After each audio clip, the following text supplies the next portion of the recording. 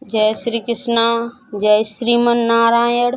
जया एकादशी व्रत कथा। इसे पूरा सुनना भक्त, ज़्यादा से ज़्यादा शेयर करना। जय श्री कृष्णा।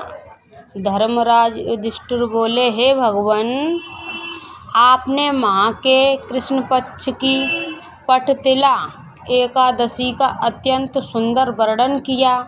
आप स्वदेश, अंडज, उद्वज और जरायुज चारों प्रकार के जीवों के उत्पन्न, पालन तथा नाश करने वाले हैं।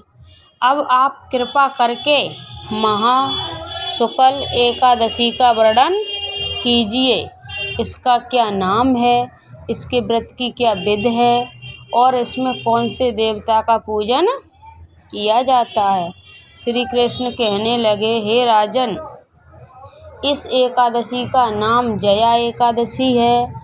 इसका व्रत करने से मनुष्य ब्रह्म इत्यादि पापों से छूटकर मोक्ष को प्राप्त होता है तथा इसके प्रभाव से भूत, पिशाच आदि योनियों से मुक्त हो जाता है। इस व्रत को विधि पूर्वक करना चाहिए। अब मैं तुमसे इसकी महिमा की एक कथा सुनाता हूँ। देवराज इंद्र स्वर्ग में राज करते थे और अन्य सब देवगण सुखपूर्वक स्वर्ग में रहते थे। एक समय इंद्र अपनी इच्छा अनुसार नंदन वन में अप्सराओं के साथ विहार कर रहे थे और गंधर्व गान कर रहे थे।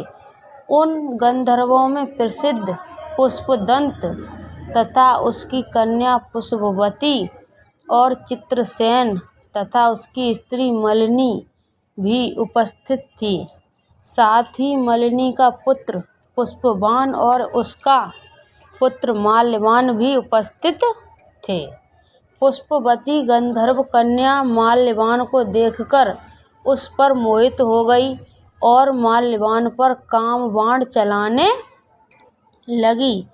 उसने अपने ऊपर लावण्य और हाव भाव से माल्यवान को वश में कर लिया। हे राजन, वह पुष्पवती अत्यंत सुंदर थी।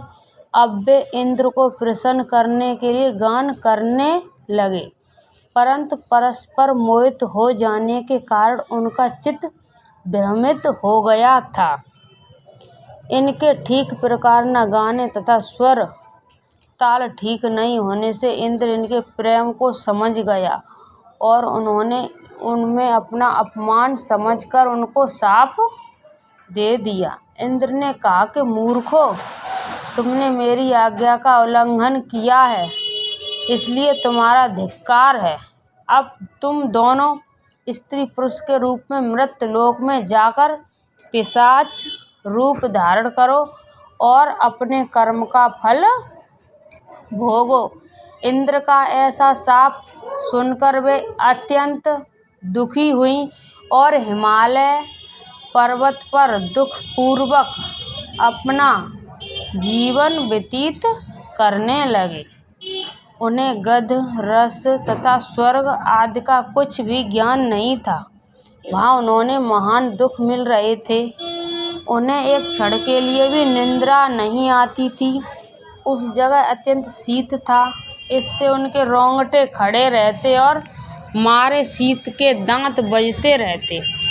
एक दिन पिशाच ने अपनी स्त्री से कहा कि पिछले जन्म में हमने ऐसे कौन से पाप किए थे, इससे हमको ये दुखदायी पिशाच योनि प्राप्त हुई।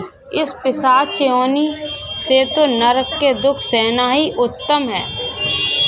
अतः हमें अब किसी प्रकार का पाप नहीं करना चाहिए। इस प्रकार विचार करके वे अपने दिन व्यतीत कर रहे थे। देव वियोग से तभी महामास में शुक्ल पक्ष की जया नामक एकादशी आई। उस दिन उन्होंने कुछ भी भोजन नहीं किया और न कोई पाप कर्म ही किए, केवल फल फूल खाकर ही दिन व्यतीत किया और सायंकाल के समय महान दुख से पीपल के वृक्ष के नीचे बैठ गए। उस समय सूर्य भगवान अस्त हो रहे थे। उस रात को अत्यंत ठंड थी, इस कारण वे दोनों शीत के मारे अति दुखित होकर मृतक के समान आपस में चिपटे हुए पड़े रहे। उस रात्र को उनको निद्रा भी नहीं आई। हे राजन, जया एकादशी के उपवास और रात्रि के जागरण से दूसरे दिन प्रभात होते ही उनकी पिशाच योनि छूट गई। अत्यंत सुंदर गंधर्व और अप्सराएं की देह धारण कर सुंदर वस्त्र भूषण से अलंकृत होकर उन्होंने स्वर्गलोक को प्रस्थान किया। उस समय आकाश में देवता उनकी स्तुति करते हुए पुष्प वर्षा करने लगे। स्वर्गलोक में जाकर इन दोनों ने देवराज इंद्र को प्रणाम किया। इंद्र इनको पहले रूप में देखकर अत्यंत आश्चर्यचकित हुआ और पूछने लगा कि तुमने अपनी पिशाच योनि से किस तरह छुटकारा पाया, सो बताओ। माल्यवान बोले, हे देवेश, भगवान विष्णु की कृपा से और जया एकादशी के व्रत के प्रभाव से ही हमारी पिशाच देह छूटी है। तब इंद्र बोले कि हे माल्यवान, भगवान की कृपा और एकादशी का व्रत करने से न केवल तुम्हारी पिशाच योनि छूट गई, वरन हम लोगों को भी बंदनी हो गए, क्योंकि विष्णु और शिव के भक्त हम लोगों को बंदनी हैं। अतः आप धन्य हैं। अब आप पुष्पवती के साथ जाकर विहार करो। श्री कृष्ण कहने लगे, हे राजा युधिष्ठिर, इस जया एकादशी के व्रत से बुरी योनि छूट जाती है। जिस मनुष्य ने इस एकादशी का व्रत किया है उसने मानो सब यज्ञ जप दान आदि कर लिए। जो मनुष्य जया एकादशी का व्रत करते हैं वे अवश्य ही 1000 वर्ष तक स्वर्ग में वास करते हैं। जय श्री कृष्णा, जय श्रीमन नारायण। आप सभी भक्तों को मैंने जया एकादशी की व्रत कथा सुनाई, उसमें बोलने में कोई गलती हुई हो उसे माफ़ करना।